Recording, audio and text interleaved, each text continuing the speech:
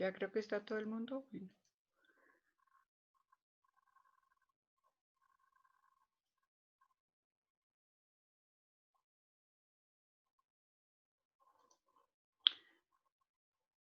Buenas tardes a todos. Queremos darles la bienvenida a otra conferencia de la Asociación Colombiana de Derecho a la Competencia. Hoy vamos a hablar sobre la publicidad comparativa y la competencia desleal. Nos acompañan el doctor Jorge Jekyll y el doctor Guillermo Sosa. El doctor Jorge Jekyll es abogado de la Universidad Javeriana, con especialización en Derecho Comercial en la misma universidad. Por más de 20 años ha asesorado y representado a importantes clientes nacionales y extranjeros en diversas investigaciones en materia de competencia, especialmente en los casos de los carteles empresariales. Asimismo, ha asesorado y llevado a cabo múltiples operaciones de integración empresarial entre empresas colombianas y extranjeras. Es pionero en Colombia en materia de derecho publicitario. Su experiencia se extiende a temas de competencia desleal, publicidad, derecho del consumidor y prácticas restrictivas de la competencia. Se desempeñó como superintendente delegado para la promoción de la competencia de la Superintendencia de Industria y Comercio. Ha sido profesor de Derecho de la Competencia y Publicidad en la Universidad Javeriana, Universidad del Rosario y Politécnico Gran Colombiano. Actualmente es socio en la firma Jekyll Montoya Abogados. El doctor Guillermo Sosa es abogado de la Universidad Externado de Colombia, especialista de la misma universidad en Derecho Financiero y Bursátil, máster de la Universidad de Barcelona en Estudios Jurídicos y Económicos Internacionales y asistente a la Escuela de Defensa de la Competencia en Madrid. Se desempeñó como abogado de la Oficina Jurídica de la Superintendencia de Valores y como jefe de Grupo de Prácticas Comerciales Restrictivas, jefe de la División de Promoción de la Competencia y superintendente delegado para la promoción de la competencia encargado de la Superintendencia de Industria y Comercio. Es profesor de Derecho de la Competencia en la Universidad Externado de Colombia y en la Universidad Javeriana.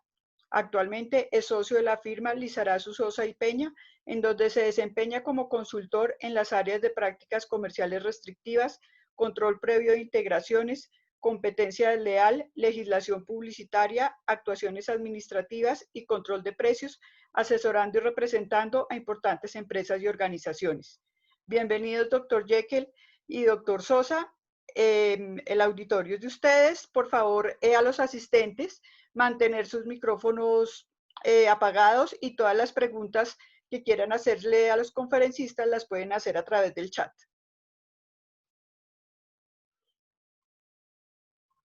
Buenas tardes, Claudia. Buenas tardes a todos. Es un gusto poder estar con ustedes en este espacio hoy, poder hablar un poco de temas de publicidad comparativa y hacer un pequeño análisis de dos aspectos que hemos considerado con Guillermo que son del mayor interés y que en algo son bien controvertidos, pues pueden dar lugar a diferentes posiciones.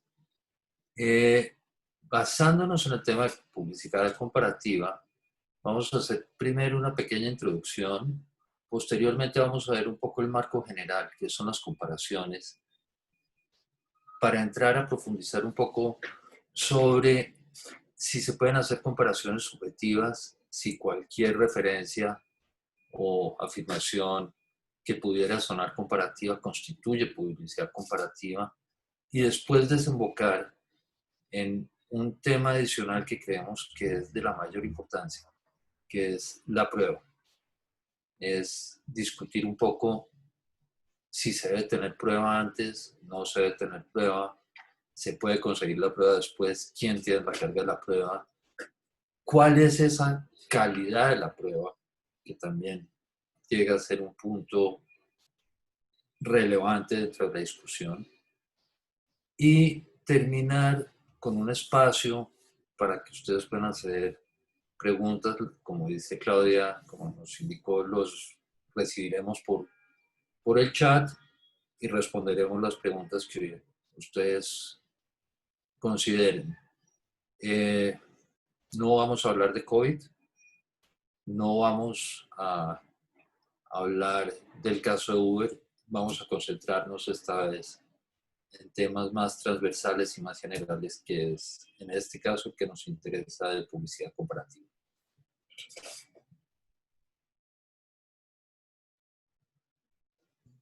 Bueno, buenas tardes a todos. Muchas gracias a la asociación por esta invitación, a Claudia por la organización y por supuesto a Jorge Jekyll por compartir conmigo en este espacio. Me siento honrado.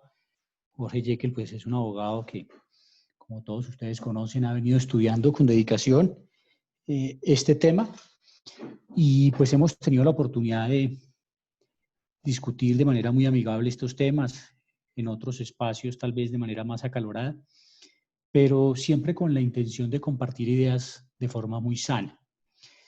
Cuando empezamos a revisar el tema, pues nos pareció que podía ser interesante abordar solo un asunto y tratar de profundizar, obviamente con las limitaciones del tiempo. Y en este caso, pues encontramos que la conducta desleal de comparación, que está consagrada en una norma, pues es un artículo que es corto en su extensión, pero muy amplio en las dudas y en los espacios de disertación que ofrece. Efectivamente, el artículo 13 de la Ley 256 establece la conducta de actos desleales de comparación. Es una conducta que fundamentalmente pues, lo que hace es prescribir aquellas actividades de comparación desleal en las cuales se confronte un bien, una actividad, una marca o un producto propio con el de un tercero y a través del cual se puedan utilizar ciertas prácticas que resulten cuestionables, censurables, como la utilización de afirmaciones falsas que no sean veraces, la omisión de las verdaderas. La norma también hace referencia a la comparación de extremos que no sean análogos, comparables. Y vamos a ver en esta exposición pues, que esta norma admite muchas posibilidades. La publicidad comparativa es una figura muy importante porque básicamente lo que estamos presenciando es un modelo a través del cual se quiere llegar a los consumidores, solo que de una forma menos acartonada, de una forma más directa, muchas veces apalancándose en unos elementos creativos muy fuertes de humor, de parodia, que en nuestro medio, pues, digamos, ya se ha avanzado mucho, pero sigue siendo vista con algo de resistencia, que digamos existe la afirmación que a nadie le gusta que lo comparen. Y eso, si bien desde el punto de vista social es válido, desde el punto de vista comercial no tiene ninguna aplicación. Vamos a ver también a continuación cómo la publicidad comparativa, inclusive desde la decisión 486, es una actividad que es admitida. Efectivamente, en el artículo 157 de la 486, cuando se establece de manera general cuáles son los derechos que tiene el titular de una marca, de alguna manera se deja claro que esos derechos del titular de una marca no son ilimitados. Y entonces, pues seguramente los que están familiarizados con los temas de propiedad industrial habrán oído hablar del agotamiento del derecho para el caso de la reventa o la comercialización posterior. Y por supuesto, esta norma también reconoce la publicidad comparativa como un derecho que no puede limitar el titular de una marca.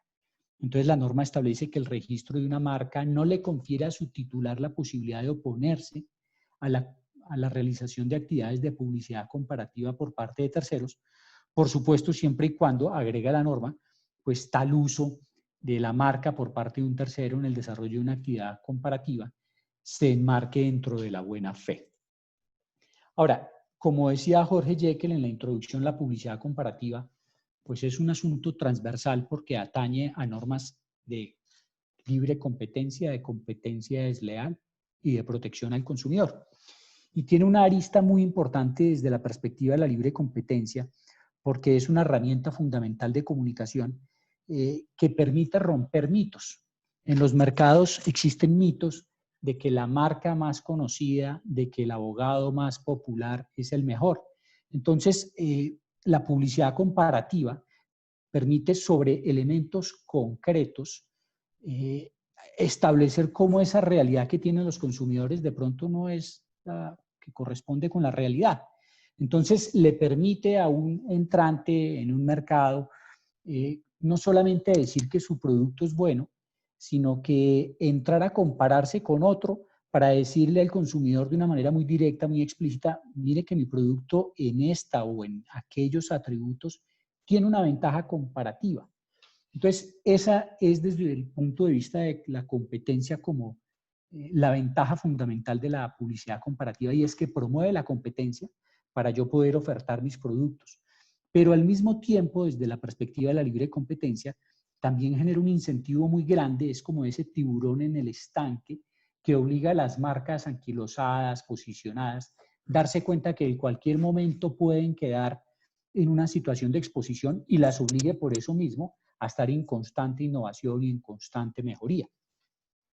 Pero a su vez, desde la perspectiva del consumidor, la publicidad comparativa es una herramienta fundamental porque es la circunstancia de que el consumidor, que está acostumbrado a recibir elementos de información del anunciante, que siempre le dicen que su producto es bueno, pues aquí ya va más allá, sino que le está permitiendo tomar un elemento de decisión mejor informado al consumidor en la medida en que permite entender que hay dos productos, seguramente de muy buena calidad ambos, con muy buenas condiciones técnicas, con muy buenos niveles de precios, pero tal vez uno mejor que el otro. Entonces, la publicidad comparativa, pues, es esa oportunidad para el consumidor de tomar decisiones adecuadamente informadas. Ahora, evidentemente, cuando alguien acude a la publicidad comparativa, es porque hay un anunciante que quiere comunicar una ventaja. Nadie, digamos, sería contraintuitivo, sería ilógico, nadie desarrolla una actividad de publicidad comparativa para demostrar una circunstancia de inferioridad. Lo que hacen las personas es tratar de mostrar un mejor atributo y por supuesto eso demanda unos cuidados muy altos porque yo no solamente estoy jugando con mi marca, sino con la marca de un tercero. Y eso lleva a que el estándar de cuidado, de verificación, tanto del anunciante como del tercero confrontado, sea mucho más ácido, mucho más riguroso y, por supuesto, mucho más exigente desde el punto de vista legal. Ahora, desde el plano de aplicación de la norma, el artículo 13 de la ley 256, pues debemos decir que tiene unas características o unos elementos necesarios para su aplicación. El primero es que la comparación, como pues ya es bastante conocido, puede ser explícita o implícita, directa, indirecta. Yo puedo referirme de manera directa a la marca de mi competidor o puedo mostrar sus colores o puedo mostrar de alguna manera su empaque con la marca difuminada o puedo hacer referencia como simplemente con algún elemento característico o emblemático de él que sea de fácil recordación para los consumidores. Pero en cualquier caso estamos bajo el espectro de aplicación de la misma norma. Y algo muy importante y es que para que este artículo se aplique, se requiere que haya un extremo de confrontación de un bien propio con el bien de un tercero.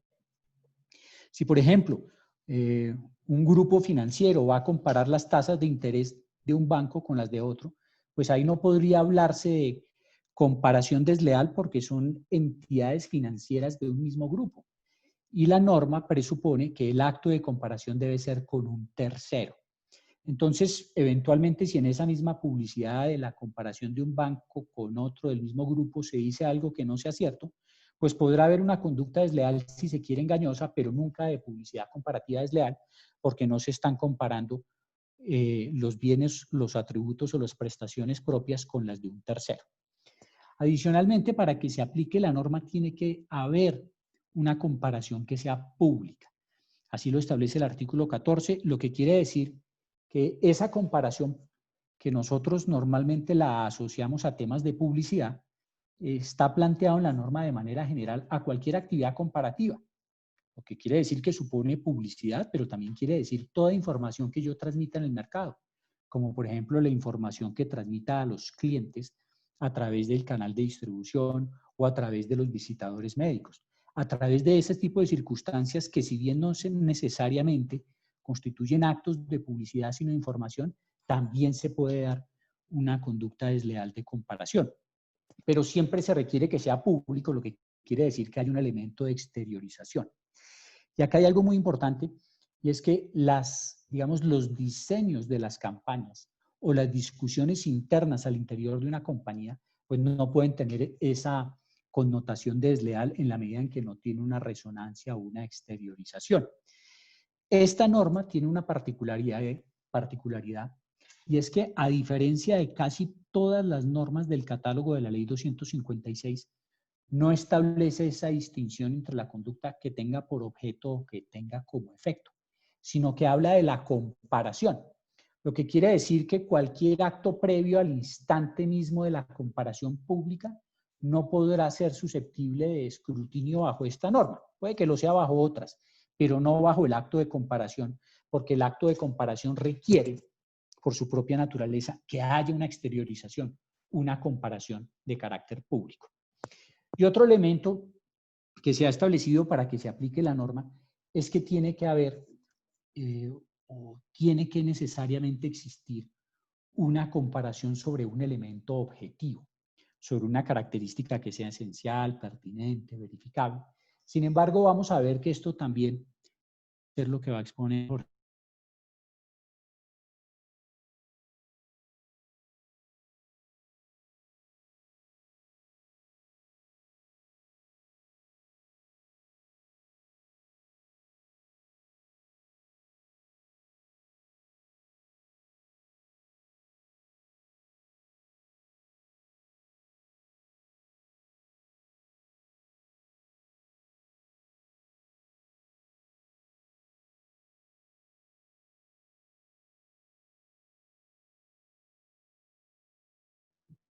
Siguiendo un poco con lo que estaba mencionando Guillermo, que creo que alguna dificultad parece que tuvo.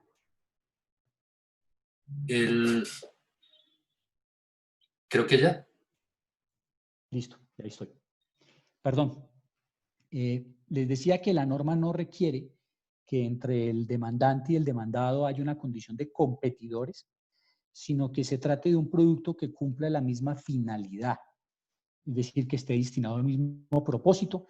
Y digamos que en esto también es importante mencionar que aquí no se puede hacer un análisis como de sustituibilidad, como el que se realiza en una integración empresarial o en un abuso de posición dominante, sino que también podría en un caso dado, por ejemplo, darse una comparación desleal.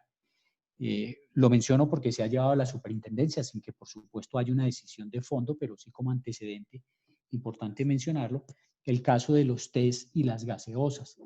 Una marca de té se ha venido comparando frente al nivel de azúcar que tiene el té versus la gaseosa. Y eso en algún momento dado podría decirse que no son bienes análogos o comparables, pero desde mi punto de vista, pues creo que en la medida en que satisfagan una misma necesidad, pues pueden ser susceptibles de aplicación bajo la norma. Ahora, esos son los elementos para que aplique el artículo 13 de la Ley 256 desde mi punto de vista. El que no se den esos elementos no quiere decir que la conducta no sea desleal. Lo que quiere decir es que se podría analizar bajo el tamiz de otras normas, pero no bajo el tamiz de la norma de competencia desleal. Ahora, ¿cuáles son los supuestos desleales que se pueden dar en una actividad comparativa? Pues el más próximo que menciona la norma es utilizar indicaciones o aseveraciones incorrectas o falsas, u omitir las verdaderas. Y por supuesto, esta circunstancia se puede predicar frente al bien propio, cuando yo digo un atributo de mi bien que no corresponde a la realidad, o cuando yo hago alguna afirmación frente al bien del tercero que no corresponde a la realidad. En cualquiera de los dos extremos, cuando yo hago alguna aseveración que no es exacta, que es falsa, tanto del bien mío como del bien confrontado, pues puede haber una conducta de comparación desleal.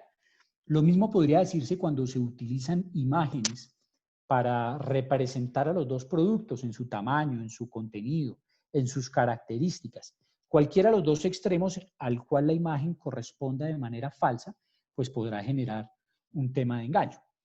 La norma también establece que cuando se están comparando bienes que no satisfacen una misma necesidad, cuando son evidentemente destinados a suplir necesidades o características distintas, pues se estará tratando también de una actividad de comparación desleal.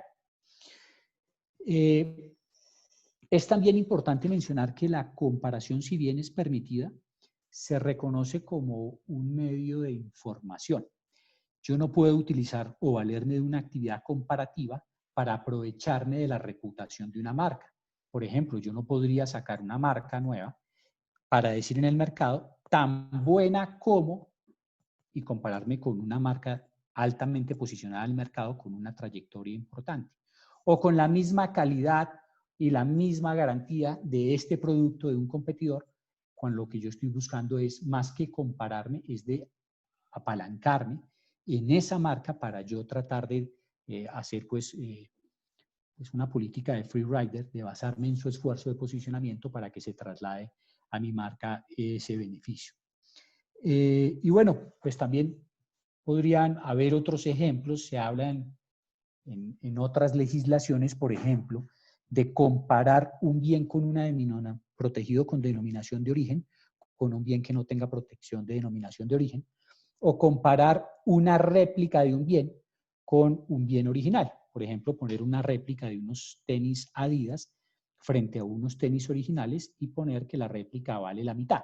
Esa sería evidentemente una actividad desleal porque estaría involucrando pues, la comparación de un bien que tiene alguna protección en su diseño, en su modelo, en fin. Ahora, hay un tema, ya para concluir mi intervención, muy importante, y es la discusión alrededor de los perjuicios derivados de un tema de competencia desleal. En esto, pues los perjuicios pueden ser de orden material, asociados comúnmente al tema de las ventas, y puede haber en los casos en que la comparación genere un descrédito o una denigración, por supuesto puede haber un perjuicio asociado a la pérdida del goodwill o del posicionamiento de esa marca que se vio afectada por un acto comparativo de un tercero. Por supuesto, pues las personas que han estado en actividades litigiosas, pues entienden que especialmente ese último, el de demostrar el daño al buen nombre, al prestigio, a la reputación de una marca o de un tercero o de un nombre comercial, pues es una actividad que pues exige unos retos muy importantes en el tema probatorio. Yo con esto pues cierro mi intervención y por supuesto pues me gustaría que Jorge Jekyll pues pueda comentar lo que considere frente a esta primera parte. Muchas gracias. Muchas gracias, Guillermo. Creo que hay unos comentarios y hay unas apreciaciones bien importantes que usted hizo y usted mencionó hace algún momento sobre las características que tienen las normas y de competencia desleal en Colombia. Yo quisiera marcar unos puntos y es si necesariamente, y quisiera arrancar comentando básicamente primero sobre el final. Y es si necesariamente cuando yo hago publicidad comparativa, tiene que ser para marcar superioridad. Y lo traigo al tema porque una forma muy frecuente de formas de anuncios son las afirmaciones o los claims de paridad. Igual que, o con las mismas características que, y muestro alguna otra ventaja, obviamente porque no quiero que mi comercial o mi pieza publicitaria sea un aviso para el otro. Entonces podría decir, por ejemplo, la misma calidad de fulano, pero más barato. Y entendería que a pesar de que no estoy mostrando una superioridad general o no estoy hablando de cuáles son mis características que me hacen mejor, esa forma de afirmaciones donde genero una paridad sí son y sí seguirían siendo publicidad comparativa. Que estoy mencionando la marca del otro y en cierta forma me estoy apoyando, yo creo que sí, pero en forma debida y en forma permitida. Siempre que yo hago publicidad comparativa estoy mostrando la marca del otro. Y bajo esa perspectiva siempre se podría considerar que la publicidad comparativa es una forma de aprovechamiento de la reputación de otro. Sin embargo, marca una diferencia el hecho de que yo estoy transmitiendo una información para ser preferido. Y en general, en toda la publicidad siempre estoy anunciando para ser preferido. Pero en la publicidad comparativa lo que estoy haciendo es directamente un enfrentamiento con otro que es identificado o identificable y que me permite a mí mostrar cuál es esa razón de la preferencia. Esa, por ejemplo, es una de las razones por las que el líder del mercado normalmente no hace publicidad comparativa, porque no quiere llamar la atención sobre el otro. Pero quien no es el líder o quien en determinado momento considera que es acertado o es conveniente para su marca mostrar sus ventajas, así no tenga un producto mejor o que lo supere en calidad, pero que tenga otro atractivo que lo pueda hacer más beneficioso, más atractivo, más apetitoso para un cliente, creo que es válido hacerlo, esas frases de paridad.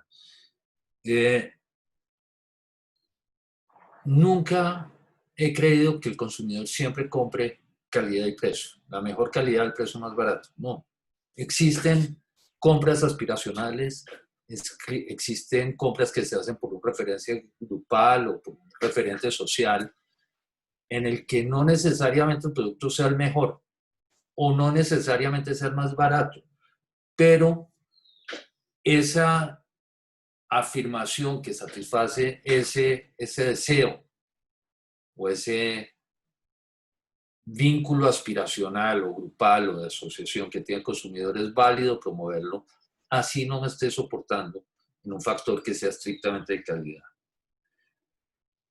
Ahora, pienso que revisando la regulación, la única norma que habla de comparaciones es la Ley 256. Si uno mire el Estatuto del Consumidor, tanto el anterior como este, ninguno de los dos habla de comparaciones. Habla de publicidad y habla de publicidad engañosa, pero no habla de comparaciones. De ahí que la referencia que hay en la circular única sobre que las comparaciones deben tener ciertos requisitos, donde se menciona uno de los que me llama a mí la atención, es que solamente se refiere a elementos objetivos. Pues no sé qué tan pertinente es. Entiendo y parecería que eso fuera una copia de la ley española de publicidad, que después fue copiada por la ley española de competencia desleal.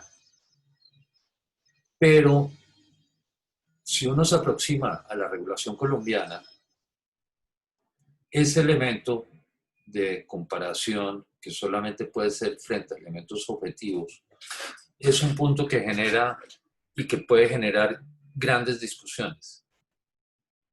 Hay aspectos como, por ejemplo, sabor. Muy recientemente, a comienzos de este año, no en tema regulatorio, pero sí de tema de autorregulación publicitaria, en España se decidió un caso por el Tribunal de Autocontrol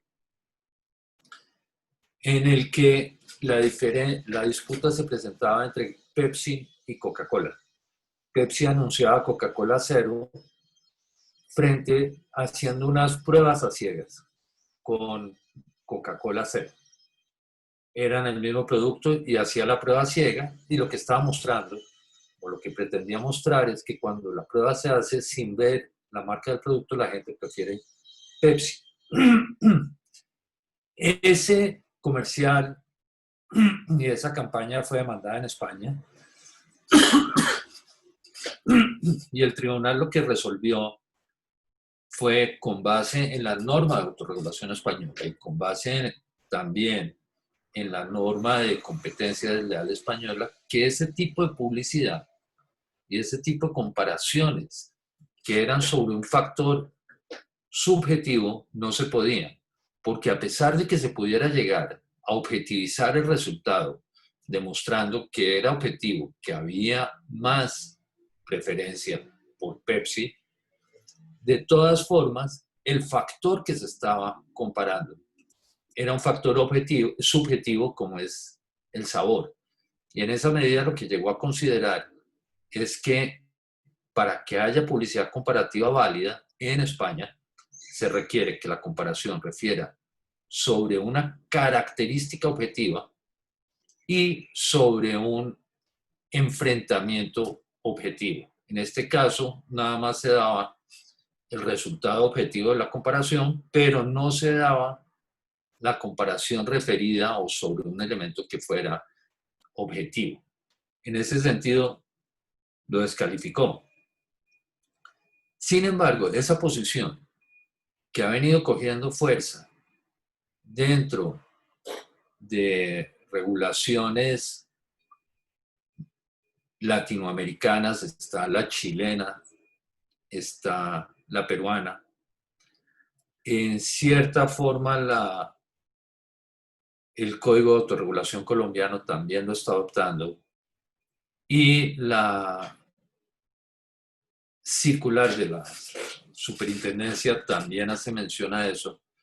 Creo que en el ámbito de competencia desleal excede ese marco y lleva al punto donde ciertos aspectos creativos o ciertos aspectos atractivos vendrían a ser limitados. Esa posición no es universal. En Inglaterra se permiten hacer comparaciones subjetivas. Incluso en Estados Unidos se permiten hacer comparaciones subjetivas.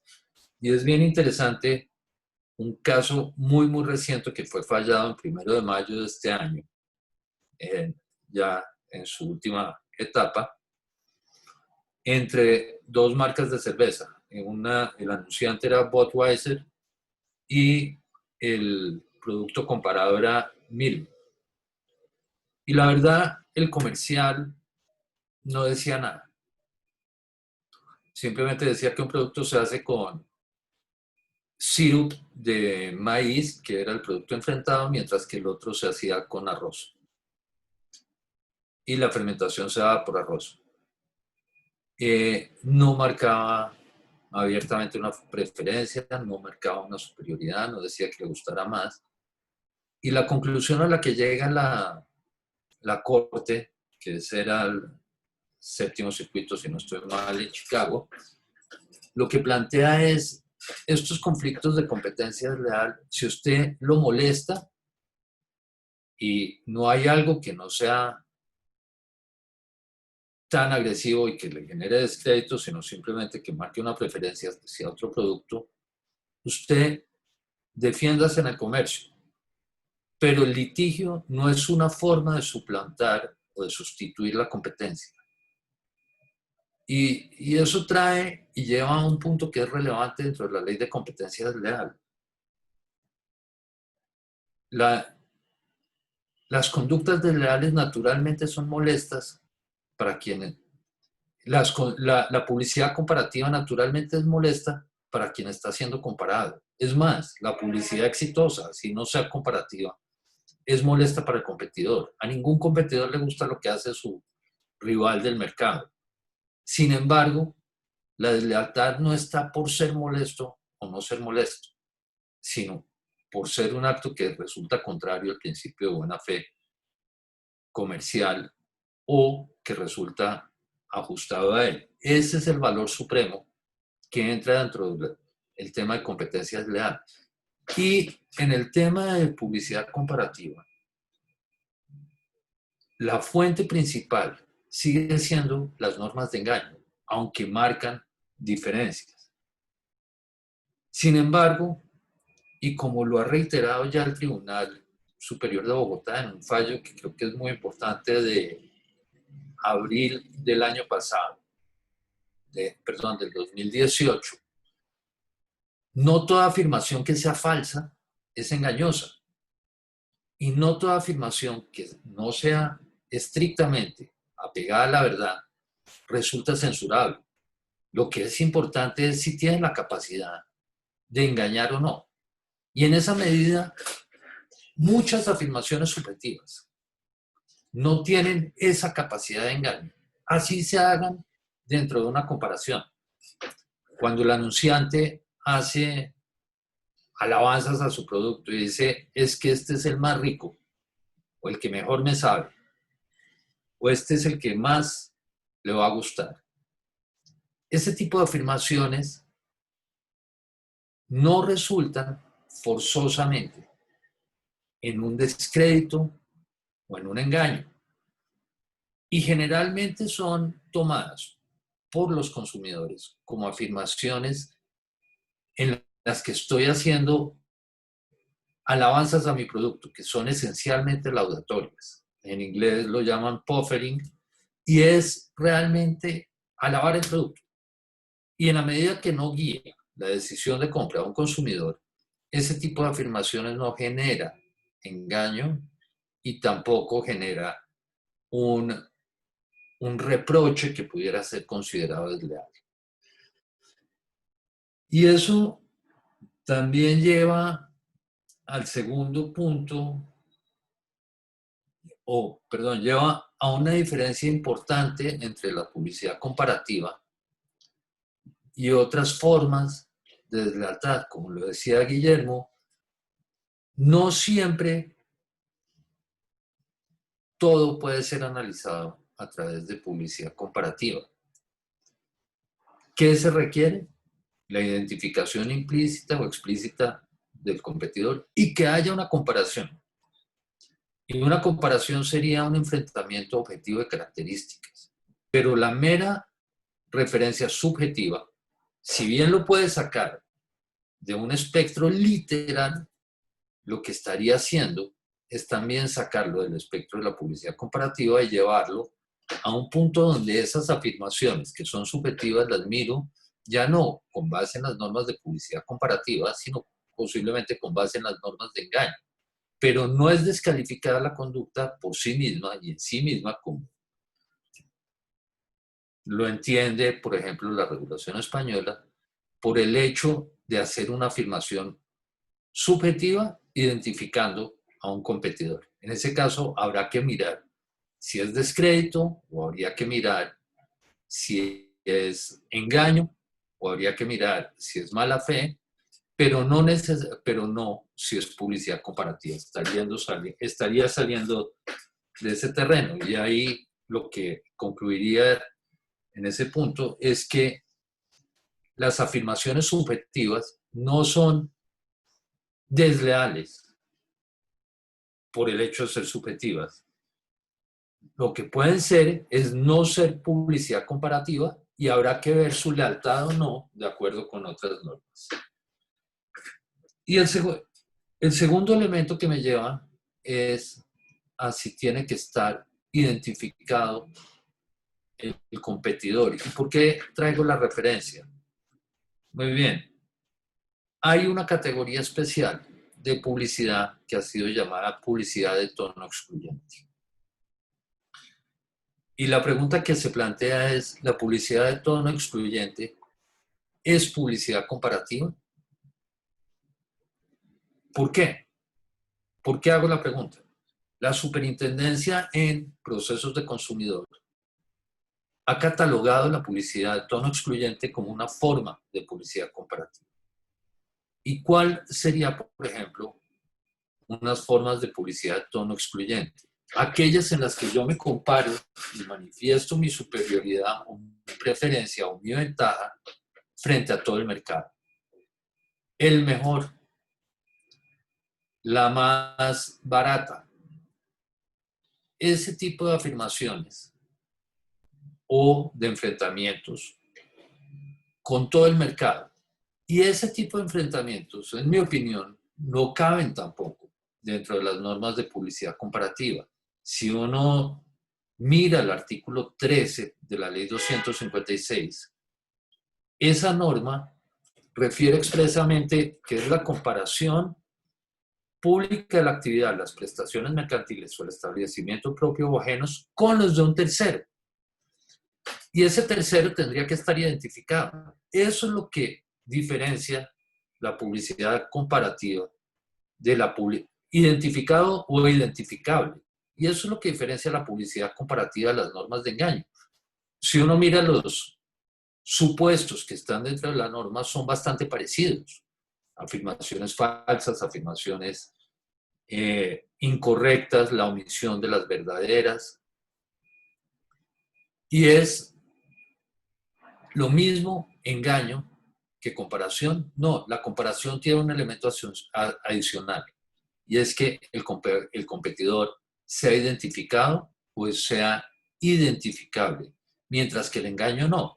Y ahí es donde entraría la publicidad de tono excluyente, no como una forma de comparación. Ahora, las normas de comparación también tienen diferencias con las de descrédito.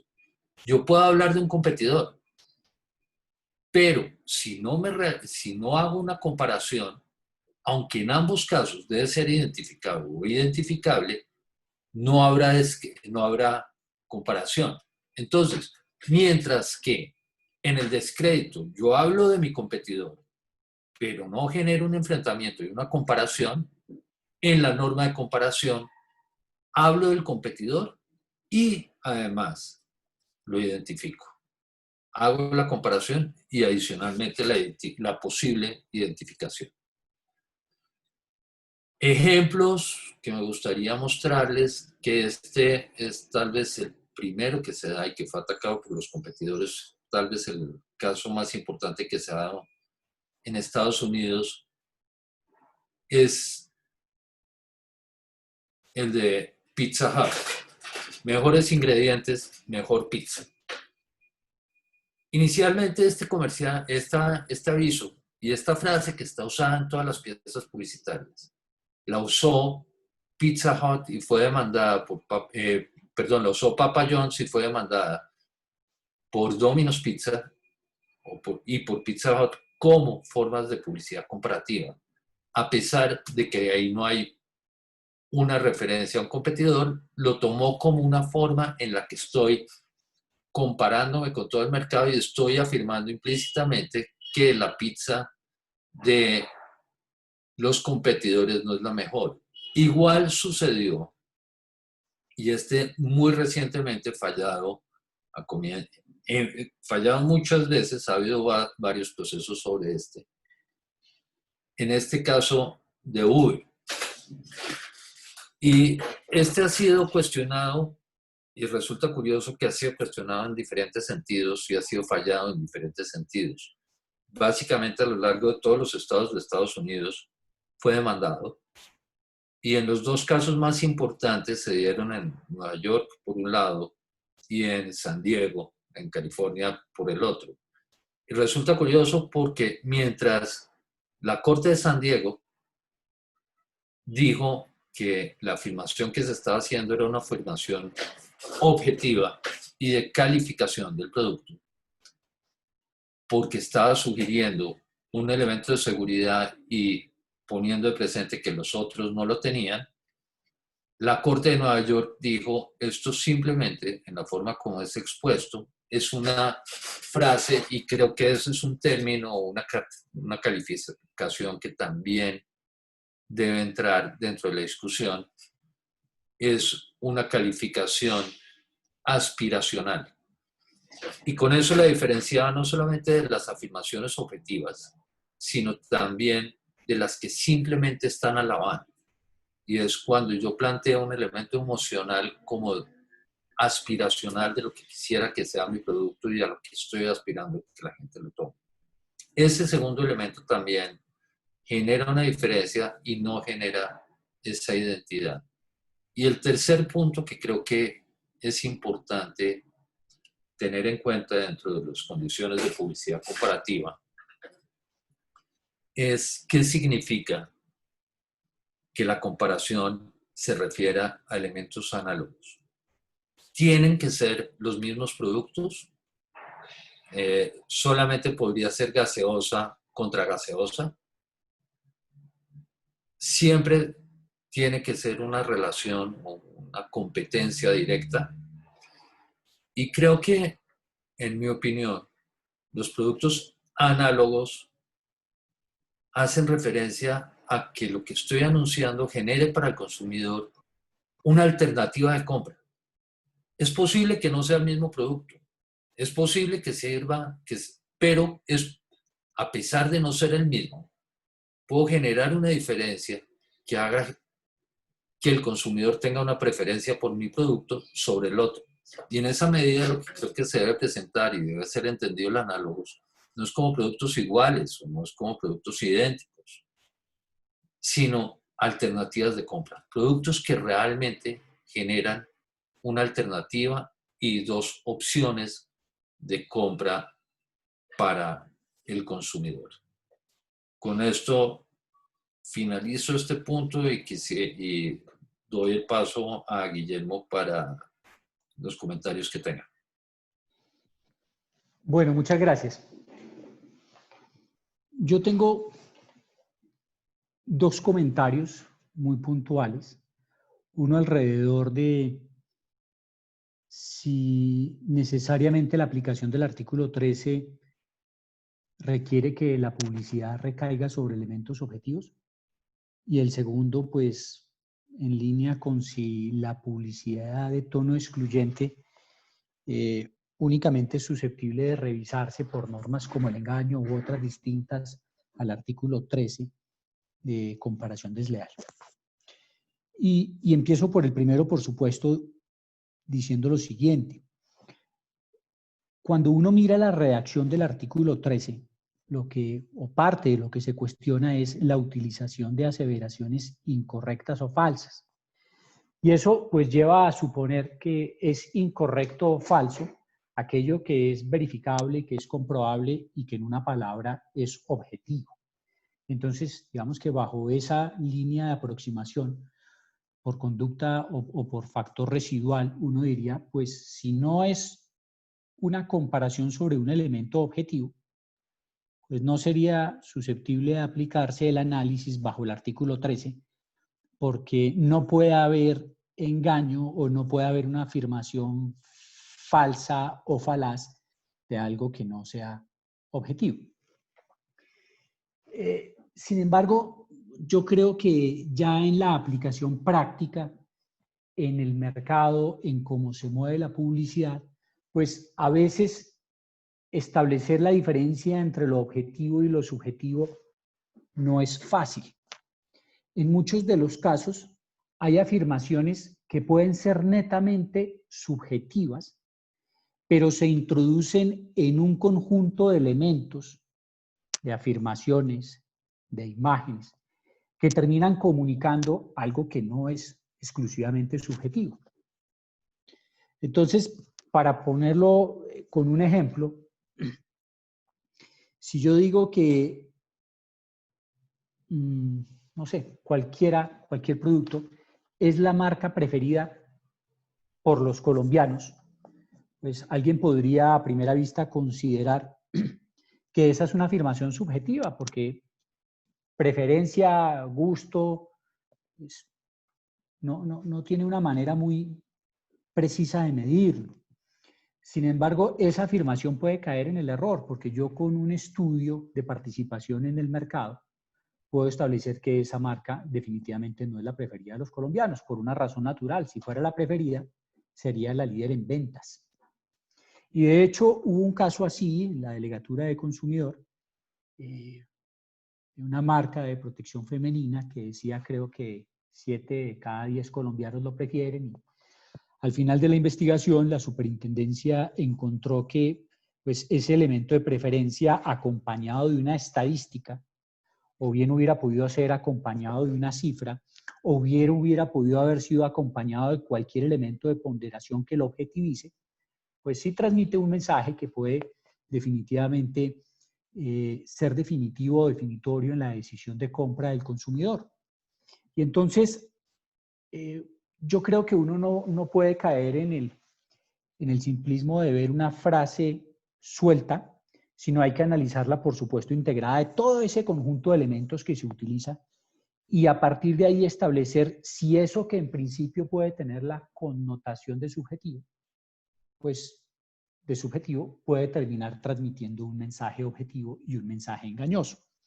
De manera que yo, en lo particular, creo que si bien en la generalidad de los casos las afirmaciones netamente subjetivas no pueden producir engaño y no pueden generar una comparación desleal, hay que ver esa circunstancia caso a caso y hay que ver muy bien cada uno de los elementos y cuál es el mensaje que eso transmite, porque a pesar de que sea una frase subjetiva, sí puede transmitir un mensaje o una comunicación que termine siendo objetivada y que lleve a un extremo de comparación y que lleve a un extremo de transmitir, más que la frase suelta, un mensaje engañoso.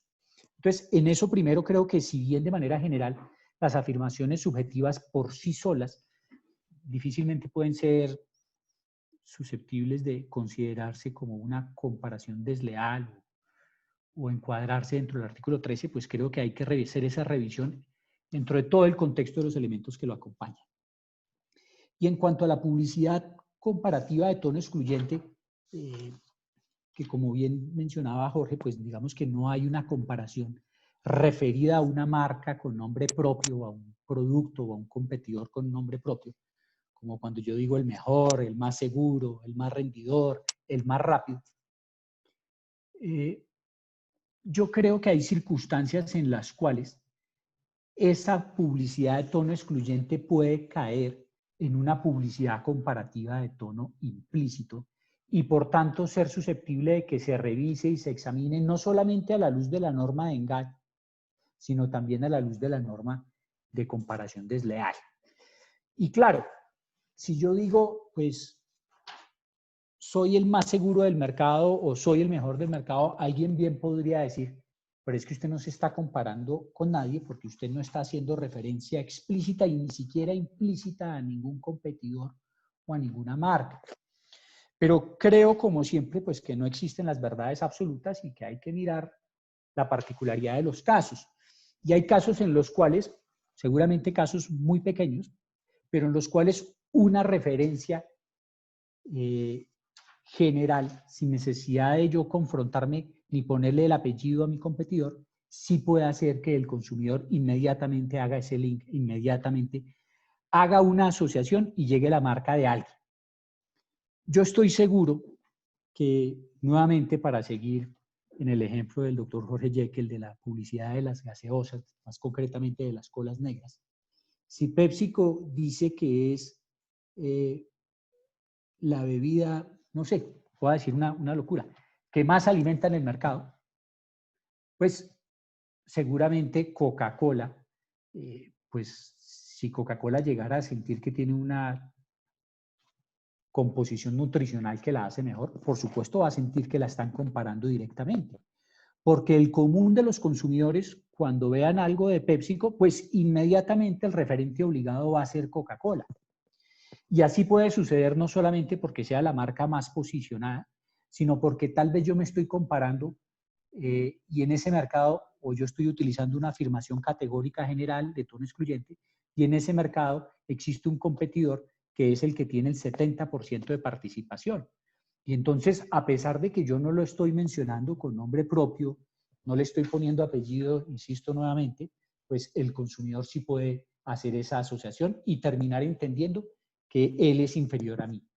Y ahí, pues me parece que estaríamos entrando, no necesariamente en una publicidad comparativa explícita, pero sí de carácter implícita, si en las condiciones particulares de ese mercado, pues definitivamente el consumidor puede hacer esa asociación inmediata, automática, o por lo menos una participación sustancial de los consumidores, llevan a hacer ese puente mental entre el anunciante y cuando dice que es superior, que es el mejor, que es el más chévere, que es el más bonito, si inmediatamente asocian a un competidor con un nombre propio, pues evidentemente ahí, para mí, desde mi punto de vista, habría una actividad comparativa de carácter implícito y, por supuesto, pues el único efecto de eso sería que esa conducta, además de tener que revisarse bajo el tamiz del artículo 8º de engaño, creo que es el 8º, sí, de la ley 256, pues también tendría que revisarse bajo el artículo 13 de la misma norma.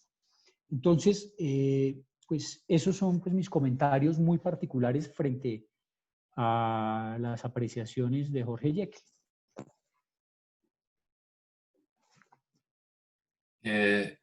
Totalmente de acuerdo. Y creo que hay un punto de los que menciona Guillermo que es central y es en cualquier pieza de comunicación que se difunda, lo esencial no es la frase o la imagen que se usa. El punto relevante siempre y que siempre se debe determinar es cuál es el mensaje que se está transmitiendo.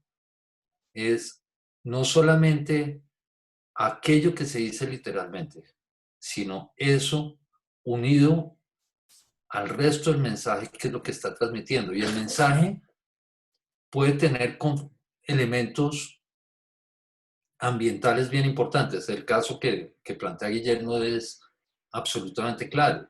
Si yo hablo de Coca-Cola y me comparo con la otra, o hago referencia a la otra, naturalmente la gente, sin necesidad que yo le diga cuál es la otra, va a asociarlo con Pepsi. Y está en el ambiente, y eso puede suceder en muchísimas categorías. Eso llevaría a que la noción de publicidad comparativa implícita, no solamente por lo que se dice, sino por lo que se transmite en el ambiente y lo que la gente entienda, sea un elemento fundamental que se debe determinar y que se debe probar y que va a desembocar o en que esté en publicidad comparativa o en que esté en otra categoría diferente de publicidad, como podría ser de tono excluyente, y que la analice en ese sentido. Si no hay una identificación o no es identificable por el mensaje, por las características ambientales, por los elementos del entorno que lo rodean, en normas, por ejemplo, que podrían ser de engaño, podrían ser de descréditos o simplemente en una cláusula general, y saldría del tema de la publicidad comparativa. Y eso lleva a que, siendo la publicidad y la publicidad comparativa un tema transversal, los elementos de prueba resulten también ser un factor donde se presentan bastantes discusiones. Se requiere, antes de hacer la afirmación y antes de difundir el mensaje publicitario, tener la prueba, por ejemplo, de la veracidad de lo que se está afirmando, de lo que se está transmitiendo. Es necesario siempre que yo cuente con los elementos o con los estudios que determinen la veracidad de lo que estoy diciendo, cuándo los debo tener y a quién corresponde probarlos. ¿Qué elementos debo tener? Y aquí quisiera volver a un punto, y es el engaño. No toda afirmación que se haga que sea falsa es engañosa. Nuevamente resalto la sentencia del 2018 del magistrado Marco Antonio Álvarez, y una sentencia que creo que, aunque no es en un tema de competencia desleal, sino que es en un tema de consumidor, resulta absolutamente relevante y tal vez es de las sentencias más importantes que se hayan escrito. Y estuvo en una campaña que se realizó de una promoción de unos vehículos, de unas camionetas Hilux, en la que el consumidor compró el carro a un precio, o quería comprar el carro a un precio muchísimo más bajo del que estaba en el mercado, aprovechando un error en la forma o en la digitación que se hizo del precio. El tribunal, en ese punto, que dijo fue: aquí no hay engaño.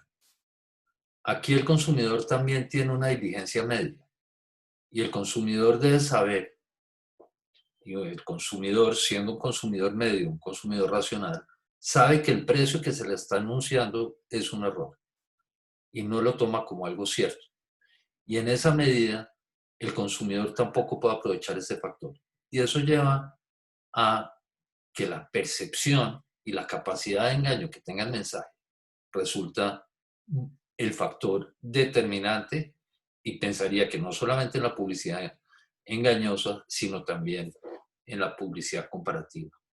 Entonces, se requiere tener prueba del engaño, y ahí, en mi opinión, cambia el escenario en el que una persona se está desenvolviendo.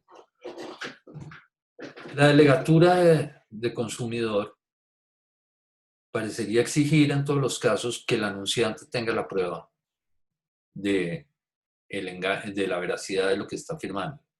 La delegatura de asuntos jurisdiccionales parecería también trasladar esa carga a quien está siendo demandado, al anunciante. Hay que trasladarla también en los procesos de competencia desleal. Y es un punto de gran debate, porque yo podría, en el momento que estoy haciendo la afirmación o emitiendo el comercial, no tener la prueba, pero conseguirla después.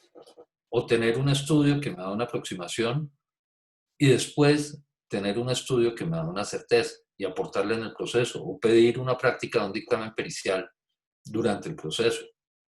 Esta prueba no la tenía en el momento que hice la afirmación. Por eso la afirmación se convierte necesariamente en engañosa. Tengo que tener la prueba.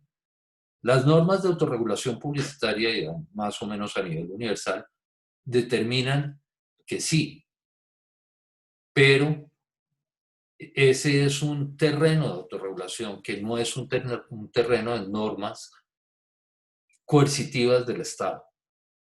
Ahora, en los temas, y aquí creo que es bien importante la diferencia, en los temas de protección al consumidor, en investigaciones administrativas, en mi opinión, quien tiene que probar el engaño o la capacidad de engaño, y no en forma teórica, sino con pruebas materiales, es el Estado.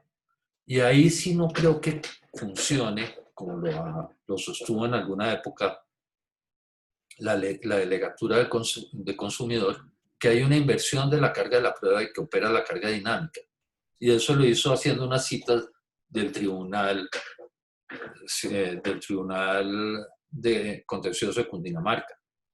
Y no creo que sea trasladable el caso, porque lo que estaba diciendo era, frente a la nulidad de una resolución, que quien tenía que probar era el demandante, que en este caso pues era el anunciante porque estaba cuestionando una resolución. Pero en un caso ante la autoridad administrativa, en un caso de derecho sancionatorio, la regla general es que al Estado le corresponde probar. ¿Que eso puede ser difícil? Tal vez sí. Pero en todo caso, la carga de la prueba la tiene el Estado y no hay una norma expresa que genere esa inversión de la carga. Luego, quien tendría que probar en una investigación administrativa la responsabilidad, la culpa o la responsabilidad del anunciante es quien está investigando. Y eso lleva también el punto donde no podría entrar a sacrificar presunciones de inocencia que están en la Constitución frente a derechos sancionatorios en estos casos. En casos de investigación, de demandas de consumidores, no en punto administrativo, sino en punto jurisdiccional, la carga de la prueba sí podría ser trasladada al demandado, en este caso el anunciante, por una inversión con base en la tesis de la carga dinámica de la prueba y soportado en la debilidad del consumidor frente al anunciante. Ese mismo parangón no lo podría hacer en investigaciones administrativas, porque yo no podría reconocer la debilidad del Estado, porque estaría negando un elemento de soberanía y un elemento de presunción de inocencia. Eso también genera una diferencia en los procesos de competencia desleal, y es a quién le toca probar dentro de un proceso de competencia desleal, donde estoy generalmente enfrentándome con un competidor fuerte o con un competidor que también está en el mercado y que tiene las mismas posibilidades que tengo yo, de quién tiene que probar. Y pensaría que en esos casos, si el competidor, que es en este caso demandante, está alegando un engaño o una afirmación falsa o un elemento que no es cierto dentro de mi mensaje, es a él quien le tocaría probar, y ahí no habría lugar a generar una inversión de la carga de la prueba. Solamente lo podría hacer excepcionalmente el juez, porque había una norma dentro de la ley 256 que permitía o que permite esa inversión de la carga de la prueba. Pero no es la regla general y en esa medida quien tiene que probar siempre tendría que ser el demandante. No sé, Guillermo, comentarios a estos puntos. Bueno, muchas gracias. Yo me remito nuevamente al texto de la norma. Y la norma parte de un supuesto, dice una comparación pública. Dice más o menos, tengo por acá la norma, se considera desleal la comparación pública de la actividad. Cuando dicha comparación utilice indicaciones o aseveraciones incorrectas o falsas. Luego, esto me parece fundamental porque parece obvio, pero tiene alguna implicación.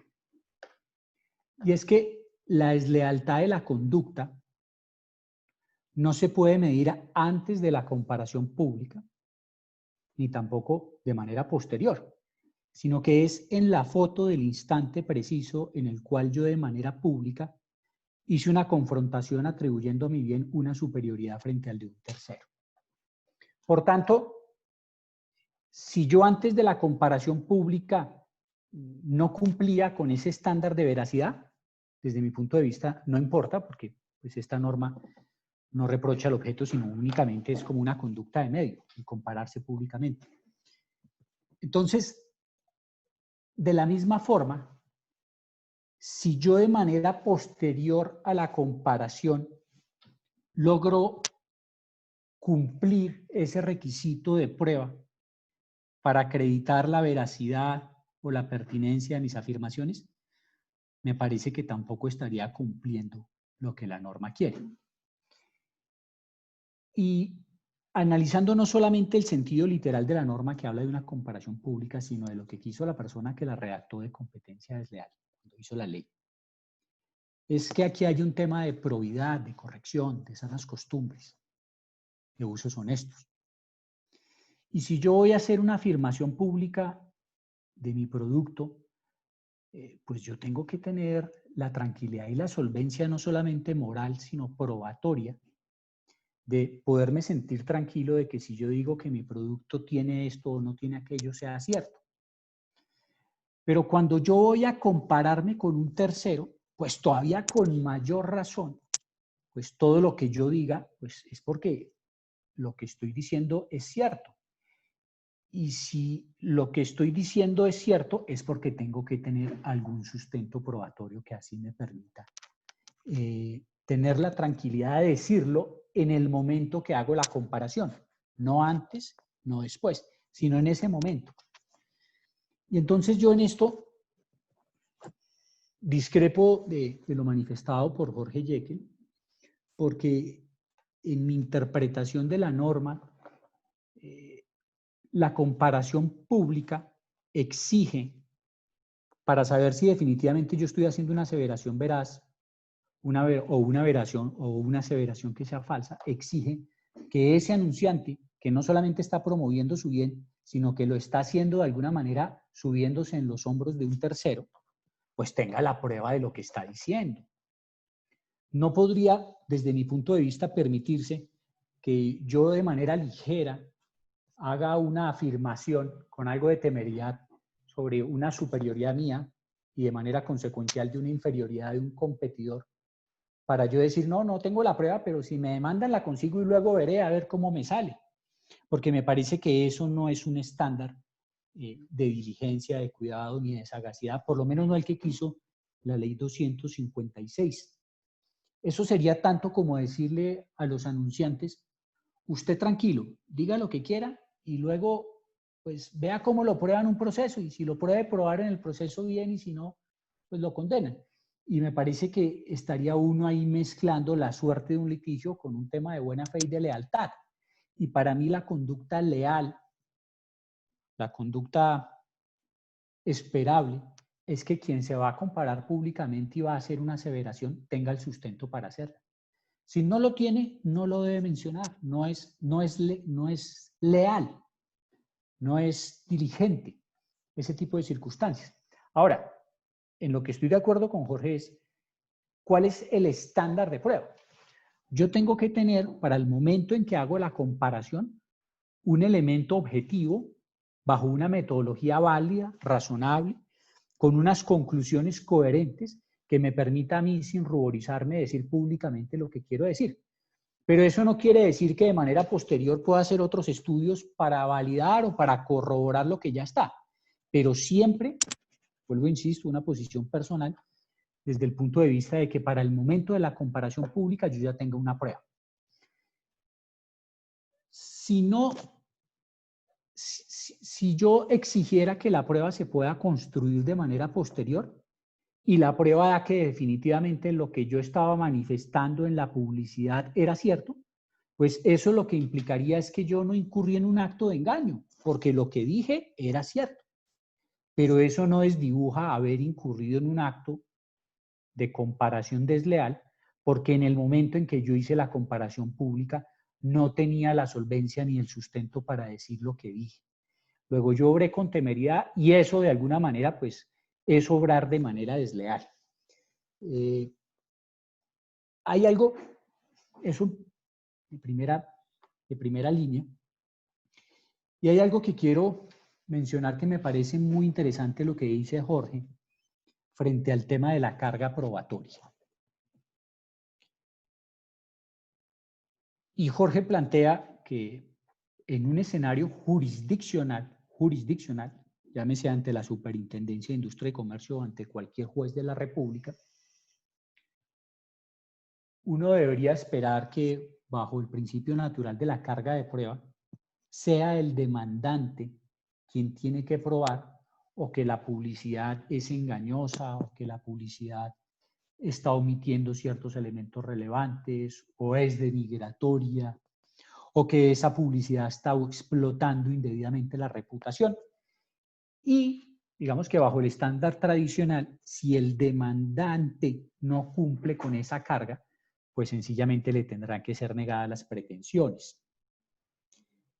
Digamos que bajo un proceso tradicional, uno podría esperar que sea de esa manera. Y seguramente desde el plano jurídico un juez podría llegar a considerar que si el demandante no satisfizo el grado de incumbencia en la acreditación de los hechos que le correspondían, en este caso de la falsedad, de la denigración, pues le serán negadas de las pretensiones. Sin embargo, yo creo que el demandado me parece que podría estarse arriesgando en dejar toda la carga demostrativa de parte del demandante. Porque el demandante me puede llegar a mí con cualquier tipo de prueba que desvirtúe o ponga en entredicho mis aseveraciones.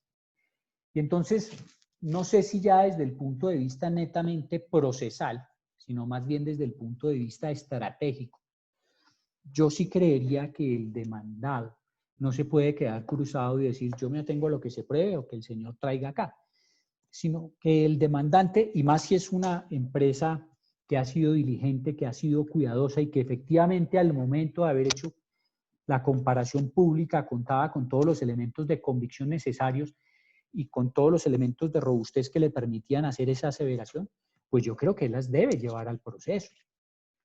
Y que él, más allá de si tiene la carga procesal de hacerlo, sí me parece que hay un grado de conveniencia de que él debe ilustrar al juez de por qué lo que afirmó públicamente es veraz, de por qué lo que él está diciendo no denigra, porque no está haciendo una manifestación que no corresponda a lo que fielmente es la realidad.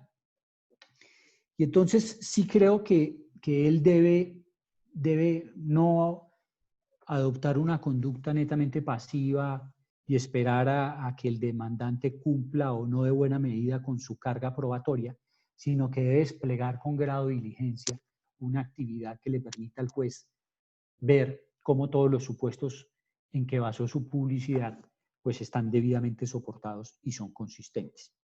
Ahora, viene un tema muy interesante que también Jorge anticipa, y es que pues acá hay una actividad que le corresponde al juez y es la valoración probatoria dentro de la sana crítica.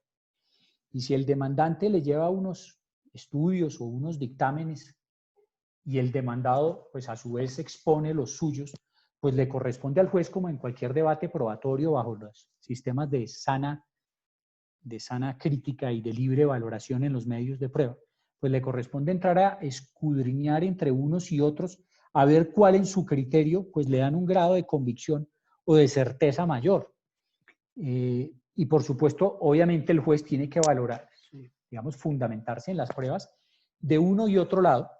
Y si uno llegara al extremo que menciona Jorge, de que definitivamente el demandante no tenga la capacidad de probar los los hechos en que está sustentando su reclamación, pues el demandante podría, de acuerdo con el artículo 167 del CEPACA, pues definitivamente por lo menos tendría a nivel procesal la posibilidad de solicitarle al juez que haga pues aplicación del principio de la carga dinámica o inversión de la carga de la prueba, y que sea el demandante quien tenga la obligación de acreditar los claims o las afirmaciones de su publicidad.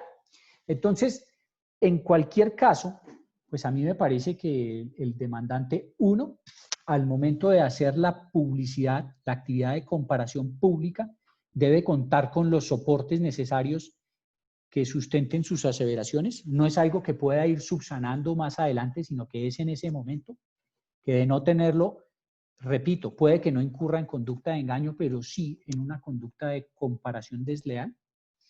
Y creo también que si ese mismo anunciante ha sido juicioso y previo a realizar las afirmaciones se cercioró y tomó los cuidados y el grado de diligencia para poder contar y verificar en estudios que lo dicho correspondiera fielmente a la realidad, pues me parece a mí que sería conveniente que lo llevara al proceso. Ya sea porque no puede quedar uno en manos del demandante, pero además porque de todas maneras el juez puede hacer la inversión de la carga de la prueba. Eso en cuanto a un proceso jurisdiccional es lo que considero. Ahora, en cuanto a una investigación administrativa en un tema de protección al consumidor, pues yo veo muy difícil que la superintendencia pueda entrar a desvirtuar o a descalificar estudios técnicos, estadísticos, clínicos o de cualquier otra naturaleza basada en el propio criterio del funcionario. Vamos, que el criterio del funcionario le puede servir para, digamos, hacer una valoración probatoria, pero de ninguna manera el criterio del funcionario puede suplir la necesidad de la prueba en una investigación administrativa. Luego, si el funcionario no cuenta con un medio de convicción, llámese dictamen pericial, llámese prueba documental, testimonio técnico o cualquiera otro, que desvirtúe o refute, pues yo veo muy difícil que él pueda cuestionar los estudios aportados por una compañía, y más si son estudios técnicos, si son estudios que muestran una metodología razonada, razonable, unas conclusiones congruentes, convergentes. Entonces, sí me parece que en una investigación administrativa, pues definitivamente la superintendencia no podría descalificar unos estudios sin contar con otro medio probatorio que le dé ese sustento necesario. Entonces, para concluir mi intervención en este tema, no considero, y en eso difiero de la posición de Jorge Jekyll, que uno pueda de manera posterior acreditar en un proceso que lo que dijo en la actividad comparativa era cierto para que ya se desvirtúe la conducta. Yo insisto, eso podrá desvirtuar un acto desleal de engaño, pero de ninguna manera una comparación desleal. Porque lo que yo entiendo de lo que dice la norma y lo que quiso el legislador es que la comparación pública implica que las aseveraciones sean ciertas. Y la única manera de que en ese momento las aseveraciones sean ciertas es que yo tenga un sustento objetivo. Si no tuve el sustento objetivo, pues muy seguramente pues las afirmaciones no eran ciertas para el momento de la comparación pública, repito, que es donde se debe analizar la licitud y ilicitud de la conducta. Y frente al tema de la carga de la prueba, comparto plenamente con Jorge Jekyll que sí, que el demandante tiene una carga y pues seguramente tendrá que desvirtuar los estudios o los análisis o las aseveraciones del anunciante, pero también creo que el anunciante pues no puede quedarse de brazos cruzados, sino que también le conviene, si tiene los elementos porque fueron suficientemente juiciosos, aportarlos a la investigación, señalando que en un proceso judicial aplica perfectamente el artículo 167 de inversión de la carga de la prueba o de la carga dinámica. Eso es lo que quería pues comentar al respecto. Sí, dos comentarios rápidos. Estoy en el último punto que menciona Guillermo, estoy completamente de acuerdo y es un tema de estrategia. Es un tema de no quedar expuesto a lo que va a probar el demandante. Sin embargo, creo que la inversión de la carga de la prueba en un proceso judicial, especialmente cuando se trata de competidores en el mercado que más o menos tienen la misma fuerza, debe ser un factor absoluto, pues que un factor excepcional. Es decir, no debe ir por la regla general de invertir la carga de la prueba y el demandante tendrá no simplemente que hacer la afirmación en la demanda de lo que dijo el comercial es engañoso, lo que dijo el comercial es falso, sino tendrá también su carga de aportar las pruebas. Y ya corresponderá a la estrategia del demandado, en este caso el anunciante, ver cómo se defiende y ver qué aporta para ello. Y aquí creo que hay un punto que es trascendental. Y es, una cosa es la afirmación falsa y otra cosa es el engaño. Es decir, probar la falsedad de una afirmación no conlleva necesariamente a probar el engaño. El punto donde se ve claramente son las afirmaciones que, siendo verdaderas, resultan engañosas. Y en ese caso, pues, se hace una afirmación que es verdadera y el debate no estará sobre la afirmación como tal, sino sobre el efecto que genera en el consumidor o en el receptor de esa información, ese engaño. Hay dos elementos diferentes de prueba, la falsedad ahí frente al engaño. Entonces creo que ese es un elemento que se debe determinar. No es tan fácil probar. El engaño requerirá pruebas técnicas, como bien menciona Guillermo, tratar de determinar de alguna forma cuál es la percepción que está recibiendo el consumidor. Y en cuanto al otro punto sobre si tengo que tener la prueba o no, estoy de acuerdo también en que este es un punto que desvirtuará el engaño. Y nuevamente, la afirmación, si se hace una afirmación, no dejará de ser falsa o no será falsa porque la hice hoy, la hice ayer o la hice mañana, sino por sus condiciones técnicas, porque generalmente si estoy hablando de algo falso, se debe referir a un elemento que es objetivo. Esa falsedad será una propiedad del bien y esa propiedad del bien podrá demostrarse en un momento dado o no. El otro elemento que es bien interesante y viene la discusión es si la comparación es desleal, no porque sea falsa o no porque sea engañosa, sino por si tenía o no tenía en ese momento dado la prueba de lo que estaba afirmando. Yo, aunque en principio estoy de acuerdo con que es irresponsable hacer afirmaciones y no sé si son verdaderas o no, no creo que la regla pueda ser tan absoluta. Y lo llevo a ciertos productos donde se conoce que un principio activo, por ejemplo, una composición puede generar un resultado determinado. Y no tengo pruebas clínicas sobre ese producto, pruebas de laboratorio sobre ese producto, pero sí conozco que tradicionalmente lleva a ese resultado. En ese caso, a pesar de que no tengo la prueba exacta en ese momento, o no tengo el estudio que me dice ABC, sí, por el conocimiento que se pueda tener o cierta experiencia, podría llevar a que sepa que eso va a dar ese resultado. Y no necesariamente porque esté especulando o porque sea desleal, sino por ejemplo, un tema de oportunidad comercial que se pueda estar dando en ese momento y que no necesariamente llega a ser desleal. ahí es donde yo creo que, si bien en principio lo racional es que yo tenga la prueba, cuando estoy hablando, y especialmente cuando estoy hablando de comparaciones, que las comparaciones generan un grado de exposición mayor, es difícil que alguien llegue a hacer una comparación sin tener en ese momento una prueba. Pensaría que en la práctica es bien diferente, bien poco probable, pero sobre todo no creo que siempre pudiera catalogarse como desleal hacerlo o no hacerlo, porque podría haber otros factores que entraran a jugar, como por ejemplo experiencia, conocimiento que se tenga acerca de un producto sin que necesariamente haya tenido ese resultado en laboratorio. Okay.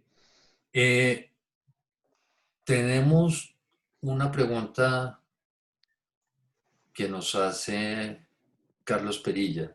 Dice, ¿qué es comparar? Cuando existe comparación, cualquier referencia a un competidor es comparación. Lo pregunto porque el artículo 13 de la ley 256 se refiere a actos de comparación y define los casos en los cuales esta conducta es desleal, así que es necesario definir, en primer lugar, qué es comparar. Al tener definido este concepto, se puede deslindar las conductas de otras cercanas, pero diferentes, como el descrédito o el engaño.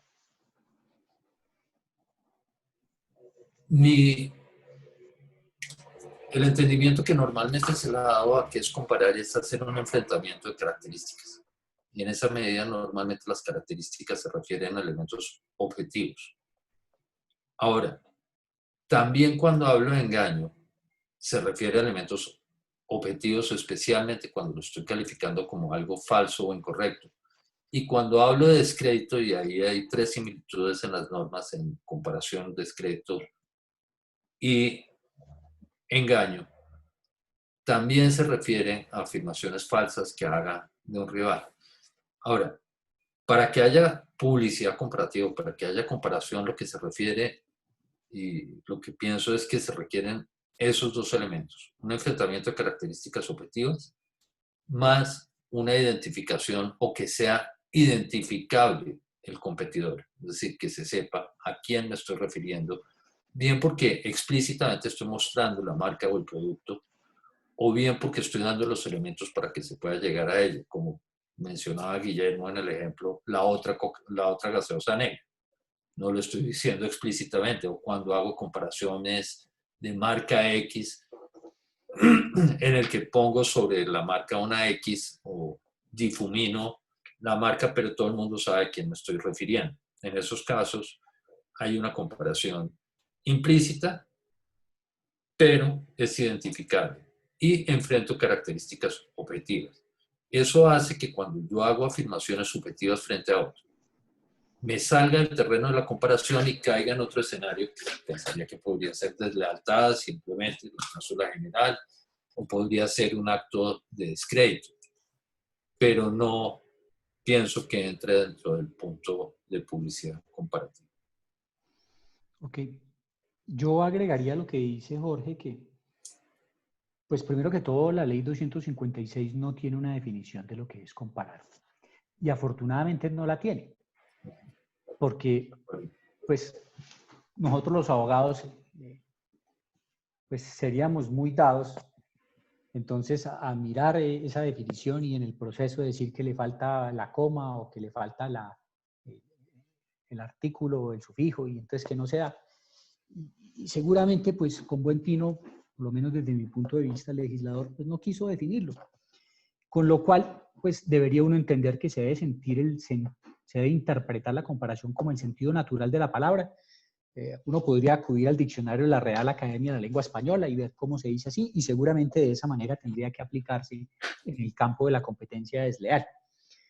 Yo creo que comparar supone dos elementos fundamentales. Primero, confrontar. O es más, agregaría 3 elementos. 1, confrontar. 2, confrontarme con un tercero. Y 3, que en esa confrontación con un tercero se plantee un plano de superioridad o de inferioridad. Digamos que normalmente, aunque entendiendo lo que Jorge mencionó de que pueden haber parity claims, sí, que digamos que no necesariamente estoy resaltando una superioridad, pero tal vez no el mensaje frontal, pero digo tan bueno como los demás, pero más barato. Entonces, en términos de calidad no me estoy comparando, pero en términos de precio sí estoy diciendo que soy más barato. Entonces, para mí comparar siempre lleva implícito eso, o por lo menos la comparación dentro del ámbito de la norma, es esa confrontación que se da entre el anunciante y un tercero, y en el cual se busca establecer un plano diferencial, en que uno es mejor o el otro es inferior.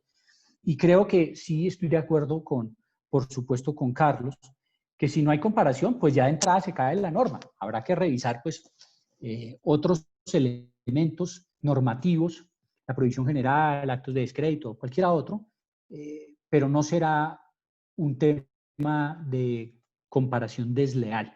Ahora, hay algo que también es importante traer a colación, y es que uno podría pensar que en la competencia desleal hay lo que los penalistas llaman como tipos pluriofensivos o un concurso aparente, no recuerdo exactamente, pero uno con una misma pieza publicitaria, con una actividad comparativa, puede de manera simultánea incurrir, o por lo menos así lo siento yo, en un acto desleal de comparación, en un acto de denigración, en un acto de explotación de la reputación, en una violación a la prohibición general, en un acto de engaño. Y digamos que no podría necesariamente entender que hay un carácter excluyente, que viola la una o viola la otra, sino que puede violarse de manera simultánea varias. Pero por supuesto dejando claro que el presupuesto base del artículo 13 es que haya comparación, si no de entrada se despacharía negativamente. Si quiere, Jorge, leo yo la otra pregunta y arranco yo. Perfecto. Muy bien. Andrés Jaramillo, cuando uno ve las preguntas de quién vienen, pues como que no sabe uno, le da como miedo contestar, pero bueno. Pregunta Andrés Jaramillo, todas las acusaciones de actos de engaño, sea de un particular o del Estado, parten de una negación indefinida sobre la cualidad del producto. Por eso la carga de la prueba debe invertirse. Bueno, no sé si ese sea más que una pregunta, un comentario de Andrés, pero digamos que juega no sé, él lo plantea de una manera mucho más absoluta, de que hay una inversión de la carga de la prueba en todos los casos, y entonces entendería yo por lo que está mencionando Andrés, implicaría que en ese tipo de actos el demandante no tiene un deber de demostrar, sino que es el demandado quien tiene un deber de defenderse.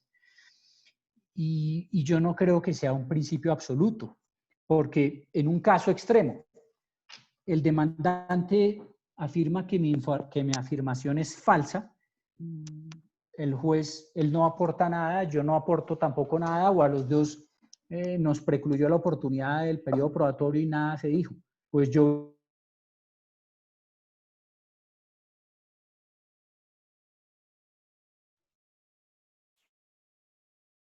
Creo que se le congeló a Guillermo. Sigo con lo que decía Guillermo. Yo tampoco...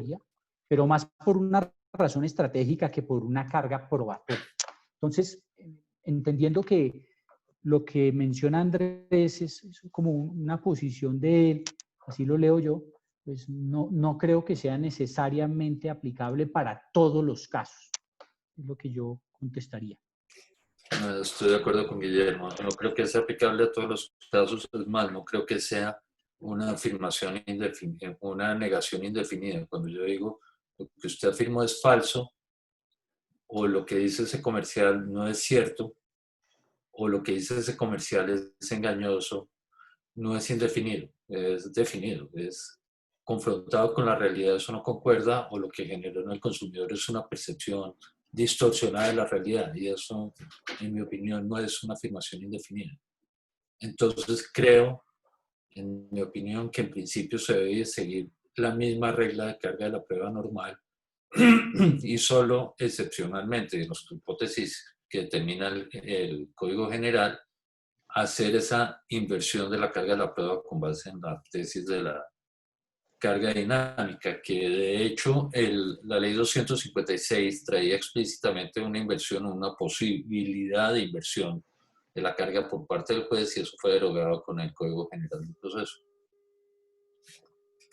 La otra pregunta que tenemos es, desde su experiencia, ¿consideran que las compañías en el país son muy cuidadosas, conservadoras, al momento de diseñar su publicidad y prefieren no compararse con la competencia o comparar su producto con los de la competencia con el fin de evitar conflictos con sus competidores? Por ejemplo, una demanda por competencia desleal. Yo pienso que no es un tema exclusivo de Colombia. Naturalmente, cuando uno habla de publicidad comparativa, pues es más llamativa, y digamos que los casos que se le vienen a uno a la cabeza pues son más llamativos, pero en general, digamos, los anunciantes son conservadores y son cuidadosos frente a la publicidad comparativa, porque naturalmente me expone a mí a mayores riesgos y a mayor confrontación por parte del competidor. Entonces trato de ser más conservador, pero adicionalmente, ya no desde el punto de vista jurídico, sino desde el punto de vista de técnica publicitaria, de estrategia publicitaria. La publicidad comparativa, para hacerla tengo que estar muy seguro de que puedo hacerla sin caer en un terreno en el que me va a generar una antipublicidad y un antivalor, porque es percibida como antipática por los competidores y por el público. Entonces, tengo que tener una muy buena razón. Y si a eso le sumo que muchos anunciantes prefieren no poner por cuenta de ellos y pagado por ellos la marca del competidor en su propia publicidad, porque mal que bien es llamar la atención sobre ella, pienso que es más por esa razón. Yo creo que la publicidad comparativa la hacen cuando toca. Es muy difícil su manejo, porque tiene que tratar de tocar un punto donde no resulte antipática o resulte divertida, con los riesgos de que eso resulte siendo un contravalor, y no siempre desde el punto de vista de mercado resulta tan efectiva como se quisiera. Creo que es eso más que un susto a las demandas. Bueno, yo diría lo siguiente, digamos que diría que tenemos una idiosincrasia que nos hace que seamos mucho más tímidos, menos agresivos o avesados que en otros países. Y en Colombia sí, efectivamente, ya hay varios ejemplos de campañas de publicidad, algunas muy exitosas, muy limpias, impecables. Y podríamos aquí mencionar tranquilamente 10 piezas publicitarias, y uno diría, y ustedes dirían, ay, sí me acuerdo. Y yo creo que ya como que el país está empezando a cambiar y darse cuenta que ese es un recurso válido, que obviamente demanda unos cuidados adicionales, pero que es válido, bien encauzado. Y me atrevería a afirmar que la generalidad del empresariado colombiano, digamos que trasega sobre esa línea, de entender que es agresivo, pero que se puede hacer bien hecho y que hay que hacerlo de manera diligente. Así diría, piensa la mayoría de los empresarios comerciales. Pero también, siempre que hay una mayoría y hay una generalidad, pues va a haber una excepción. No porque hayan excepciones pueda uno decir que el empresario colombiano obre de manera fraudulenta o de manera maquiavélica, pero sí encuentro algunas campañas que he visto, especialmente de productos que ingresan a ciertos mercados, que sin necesariamente mencionar marcas, sin necesariamente mencionar competidores, sí desarrollan una estrategia que va encaminada a socavar la confianza, la credibilidad o la imagen de los productos preexistentes en la categoría, y seguramente con eso allanar el camino pues, a un nuevo producto que va a entrar. Vuelvo y repito, pues no quiere decir que, y en esto quiero ser muy claro y lo subrayo, no quiere decir que siempre que un producto entre al mercado y plantee un nuevo valor esté siendo desleal, ni esté denigrando. Pero sí, por lo menos así lo he sentido, pues he visto algunos casos muy aislados, muy puntuales, que desde mi perspectiva, pues sí tienen ese direccionamiento en lo que algún amigo llamaba la publicidad kamikaze. Algún colega se refería en esos términos y decía, es que esos entran en esa tirarse la categoría para ellos coger todo. Claro, eso podría ser válido si lo que se dice ahí tiene un sustento, si lo que se afirma ahí es cierto, si definitivamente los productos preexistentes no tienen ese grado de calidad o innovación, pero sí podría ser cuestionable, pues, en caso de no contar con ese sustento necesario. Entonces, para redondear mi intervención en este punto, quiero decir que somos un país que todavía es muy tímido, pero ya, digamos, en la parte creativa ha venido introduciéndose en esto cada vez más y ojalá en mayor número hacia el futuro. La regla general de todas las campañas publicitarias buscan ser cuidadosas, no son hechas para ser desleales, sino para el ejercicio legítimo de una actividad competitiva. Pero pueden haber algunos casos, por lo menos a nivel conceptual o hipotético, caigan en elementos desleales. Sería lo que yo mencionaría. Y creo que con eso, pues, salvo que haya alguna pregunta adicional, pues creo que estaríamos terminando. No sé, Jorge, ¿qué quiere agregar? No, agradecerle a la asociación y a Claudia y a Carlos por la invitación, y este es un espacio que creo que es importante y que es importante seguir con estos temas.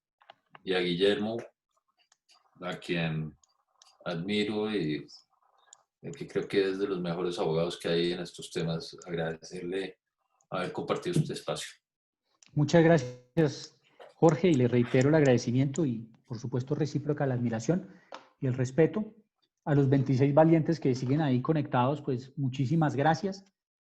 A Claudia, y yo creo que este tipo de ejercicios que no buscan abarcar todo el régimen, sino a veces una norma en particular que tiene muchos elementos para discutir, pues a veces pueden ser mucho más valiosos y mucho más enriquecedores. Entonces, pues mil gracias. Bueno, doctor Jekyll, doctor Sosa, muchas gracias a ustedes por compartir sus conocimientos con nosotros, a todos los asistentes. Y pues no, solo decirles que muchas gracias en nombre de la Asociación Colombiana de Derecho a la Competencia y que sigan conectados en nuestras redes para que puedan saber de los próximos eventos que estaremos realizando. Buenas noches a todos. Buenas noches y gracias. Gracias.